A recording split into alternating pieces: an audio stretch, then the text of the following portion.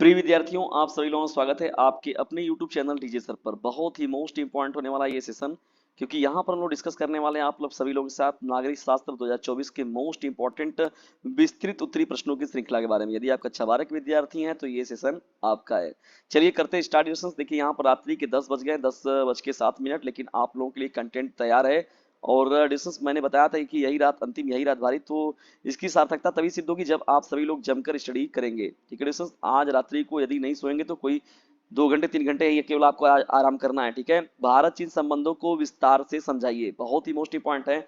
देखिए भारत और चीन का देखा जाए तो जटिल और बहुआयामी संबंध साझा करते हैं जो सदियों से विकसित हुआ है। देखिए भारत और चीन के बीच में जो बनाया गया रेखा मैकमोहन रेखा, तो वो जो है वो प्राकृतिक रेखा है। मतलब देखा जाए तो बीच में जो है रेखाएं खींची गई हैं, बनाई गई हैं, तो वो नदी आ गए बीच में, तालाब, नदी की बात हो गई, पहाड़ आ गए, तो इसके बीच में क्या हुआ जो ये मतलब देखा जाए तो प्राकृतिक रेखा है एक तरीके से मैकमोहन रेखा। ठीक है ना, जैसे भारत पाकिस्तान के बीच में देखेंगे जो रेड क्लिफ रेखा, तो वो एकदम बना दिया गया भैया, इस पार तो इस पार, उस पार तो उस पार। ठीक है ना, लेकिन चीन में ये चीज, भारत चीन के बीच में ये चीज नहीं है। ठीक है ना, प्राकृतिक रेखाएं की वजह से देखिए तनातनी का माहौल बना रहता है। दोनों देशों के बीच देखा जाए तो आधुनिक संबंध जो है ऐतिहासिक, राजनीतिक, आर्थिक और रणनीतिक कारकों से प्रभावित है। भारत और चीन के बीच गतिशीलता का न केवल द्विपक्षीय संबंधों पर बल्कि क्षेत्रीय और वैश्विक भू राजनीति पर भी महत्वपूर्ण प्रभाव पड़ता है। ऐतिहासिक रूप से देखा जाए तो भारत और चीन के बीच जो है सहयोगात्मक, प्रतिस्पर्धी दोनों तरह के देखिए बातचीत रही है। दोनों के बीच मतलब दोनों ही तरीके का देखा गया है, क्योंकि दोनों देशों के बीच देखा जाए तो सिल्क रोड की बात हो गई ना, और प्राचीन सांस्कृतिक और व्यापारिक संबंध अच्छे भी हैं। हालांकि देखिए कुछ मामलों में देखा जाए तो उधर अगर आप चले जाएंगे तो सीमा विवाद देखने को मिलता है अरुणाचल प्रदेश की तरफ। ठीक है ना, और हिमालय क्षेत्र का जो अक्साई क्षेत्र है उसको लेकर, उधर तिब्बत का जो क्षेत्र है दलाई लामा उलामा लेकर देखिए वो भी देखकर लगता है तनाव का कारण बनाता है। तो दोनों देशों के बीच में तनाव के भी कारण है। अनसुलझे सीमा मुद्दे के कारण देखिए 1962 में एक संक्षिप्त लेकिन तीव्र सैन्य संघर्ष भी देखा गया था भारत और चीन के बीच में, और यह भी विवाद का मुद्दा बना हुआ है। देखिए हाल में देखा जाए तो भारत और चीन के बीच जो है आर्थिक संबंध काफी बड़े हैं। चीन भारत का सबसे बड़ा व्यापारिक भागीदार है, ये भी है, और दोनों देश जो है विभिन्न आर्थिक साझेदारी और सहयोगों में लगे हुए भी हैं। ठीक है, तो इस तरीके से देखिए व्यापार का संतुलन बना हुआ है, बाजार तक दोनों की पहुंच है, और राजनीतिक क्षेत्रों में भी जो है अपना बोलबाला ये लोग बनाए हुए हैं। ठीक है, आगे जब बढ़ते हैं नोटिशन, देखिए यहाँ पर तो भारत चीन संबंधों को आकार देने में देखिए रणनीतिक विचार भी महत्वपूर्ण भूमिका निभाते हैं। इसमें सैन्य क्षमताओं और महत्वाकांक्षाओं के साथ जो है दोनों क्षेत्रीय संगतियों शक्तियों को जो है अपने साझा भी करते हैं। ठीक है डिस्टेंस, तो चीनी बेल्ट देखिए क्या है यहाँ पर, एंड रोड इनिशिएटिव BRI और भारत की एक्ट ईस्ट नीति जो उनकी रणनीतिक पहल के उदाहरण है। ठीक है डिस्टेंस, तो ये जो है हिंद प्रशांत क्षेत्र में जो है अपने अतिव्यापी हितों से प्रेरित भी हैं। देखिए भारत और चीन दोनों जो है परमाणु जो है सशस्त्र राष्ट्र हैं। परमाणु सशस्त्र राष्ट्र है कौन? भारत और चीन दोनों ही, जो अपनी रणनीतिक गणना और प्रतिरोध गतिशीलता में जटिलता की एक परत जोड़ते हैं। हिमालय क्षेत्र में देखा जाए तो वास्तविक नियंत्रण रेखा जो है LAC पर सीमा विवाद, सैन्य विवाद और कभी कभी होने वाले झड़पों में देखा जाए तो सुरक्षा चिंताओं को बढ़ा दिया है, और दोनों देशों के बीच में जो है समय समय पर तनाव भी देखने को मिलता है। फिर भी देखिए डिस्टेंस जो है सहयोग के साथ साथ प्रतिस्पर्धा और संघर्ष का मिश्रण देखने को मिलता है भारत और चीन के संबंधों में। ठीक है ना, चलिए दूसरे इंपॉर्टेंट प्रश्न की ओर बढ़ते हैं। संयुक्त राष्ट्र के प्रमुख अंगों का विवरण दीजिए, सुरक्षा परिषद के कार्यों पर चर्चा करें। देखिए डिस्टेंस जो संयुक्त राष्ट्र बनाया गया UN है ना, यूनाइटेड जो बनाया गया ना, UN को, संयुक्त राष्ट्र को बनाया गया, तो एक अंतरराष्ट्रीय संगठन बनाया गया। ठीक है, जब द्वितीय विश्व युद्ध समाप्त हुआ, यानी हिरोशिमा नागासाकी जापान के शहर पर परमाणु बम गिराया गया अमेरिका के द्वारा, तो इतना बड़ा नरसंहार हुआ, इतनी बड़ी सामानों की क्षति हुई, नुकसान हुआ, माल हानि का मतलब पूरे जान माल की पूरी नुकसान बहुत ज्यादा हुआ।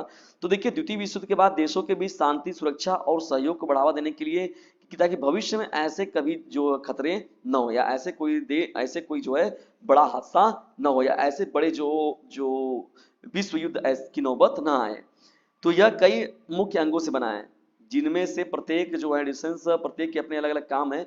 तो संयुक्त राष्ट्र संघ को लाया गया भैया, अक्टूबर में लाया गया 24 अक्टूबर 1945 को, कि भैया अब युद्ध उद्ध नहीं करेंगे, लोग मिलजुल कर रहना है और जो है ये कार्य करेंगे। देखिए संयुक्त राष्ट्र संघ के मुख्य अंग देखिए बनाए गए। देखिए संयुक्त राष्ट्र संघ के स्थायी देश कितने हैं, 5 हैं, और अस्थायी देश कितने हैं, 10 हैं। टोटल जो देश हैं वो 15 है, और सदस्य संख्या जो है वो तो है लोग। महासभा देखिए हो गया, तो देखिए वो लगभग 90 190 प्लस में वो चले गए ना, बहुत ज्यादा है वो संयुक्त राष्ट्र संघ की सदस्य संख्या। महासभा, सुरक्षा परिषद की बात हो गई, आर्थिक और सामाजिक परिषद की बात हो गई, ट्रस्टीशिप परिषद की बात हो गई, अंतर्राष्ट्रीय न्यायालय और सचिवालय की बात हो गई। तो इस तरीके से संयुक्त राष्ट्र संघ के मुख्य अंग हैं ये लोग, जो अपने अपने कार्यों को क्रियान्वित करते हैं। सुरक्षा परिषद देखिए संयुक्त राष्ट्र संघ का देखा जाए तो सबसे महत्वपूर्ण अंगों में एक है, ठीक है, कौन, सुरक्षा परिषद, जो अंतरराष्ट्रीय शांति और सुरक्षा बनाए रखने के लिए सबसे महत्वपूर्ण रूप से जिम्मेदार है, ठीक है ना। चलिए सुरक्षा देखिए, यहाँ पर देखिए सुरक्षा परिषद में देखा जाए तो टोटल जो है सुरक्षा परिषद में 15 सदस्यों से बनी हुई, जिसमें 5 स्थायी सदस्य हैं।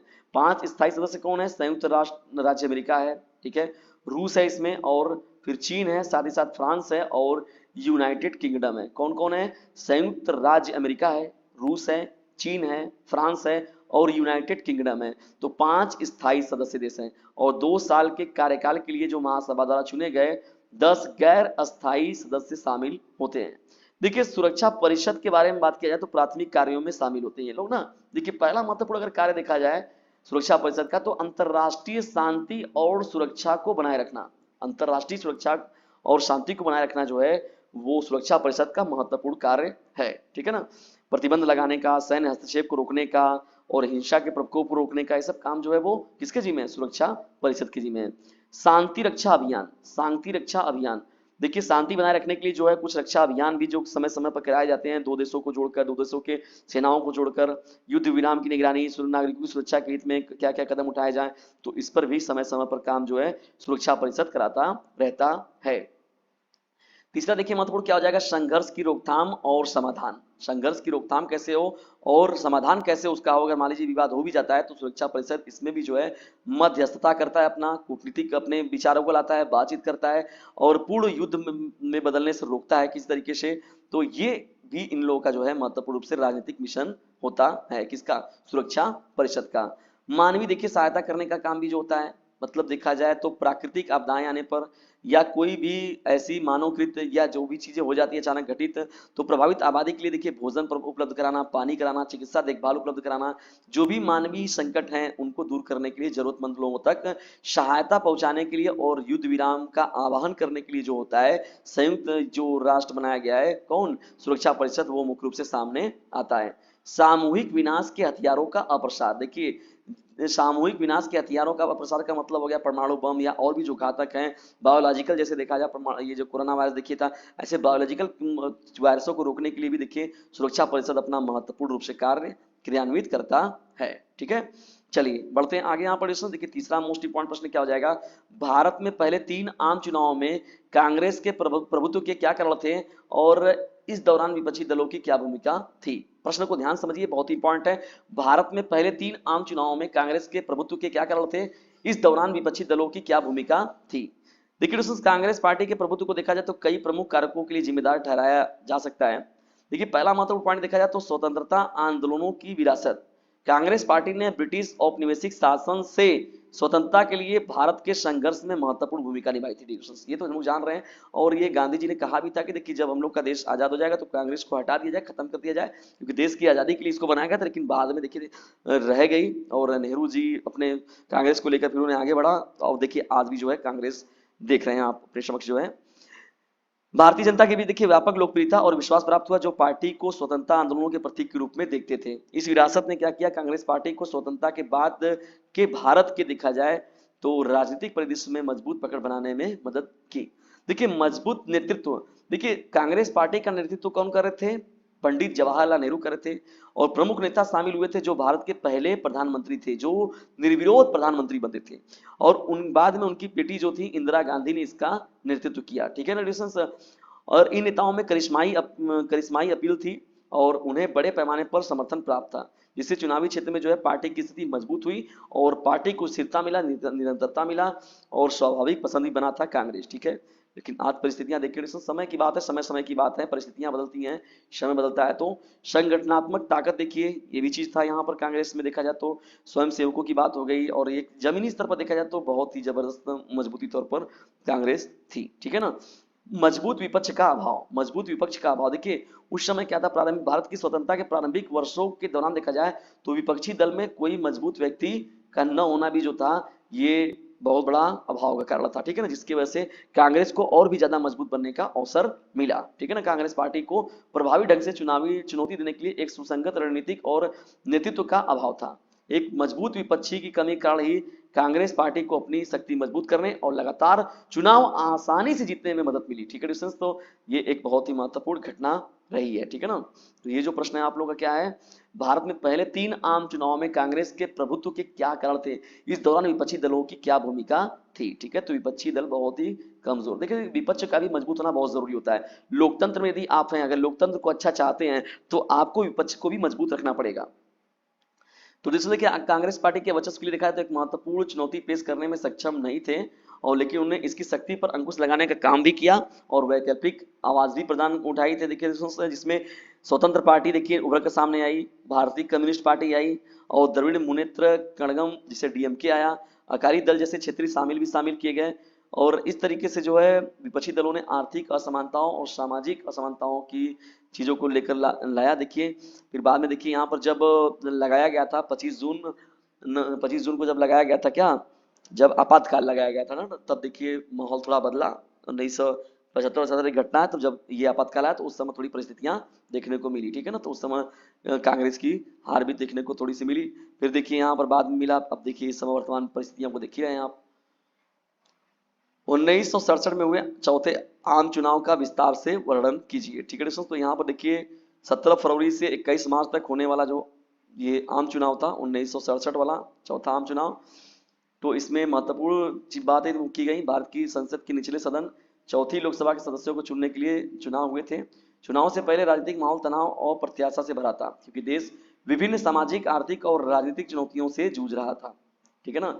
महत्वपूर्ण कारक कुछ थे, गठबंधन का उदय हुआ देखिए इसी समय में, और प्रमुख कांग्रेस पार्टी जो थी 1947 के भारत की आजादी के बाद जो सत्ता में थी, जो विपक्षी दलों के गठबंधन से कड़ी चुनौती का सामना करना पड़ा उसको, ठीक है ना।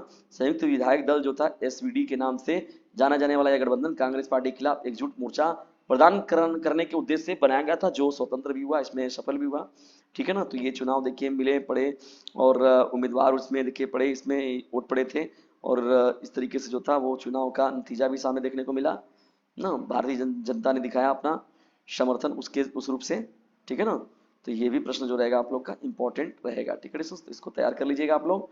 दोस्तों से ये दीर्घ उत्तरी का महत्वपूर्ण सेशन आप लोग कैसा लगा कमेंट बॉक्स में जरूर बताइएगा, और यदि वीडियो थोड़ा सा भी हेल्पफुल लगा हो तो इसे अपने क्लासमेट पर शेयर जरूर कीजिएगा। जल्दी मिलते हैं किसी अन्य वीडियो में किसी अन्य टॉपिक के साथ, तब तक के लिए टेक केयर, गुड बाय, जय हिंद, जय भारत।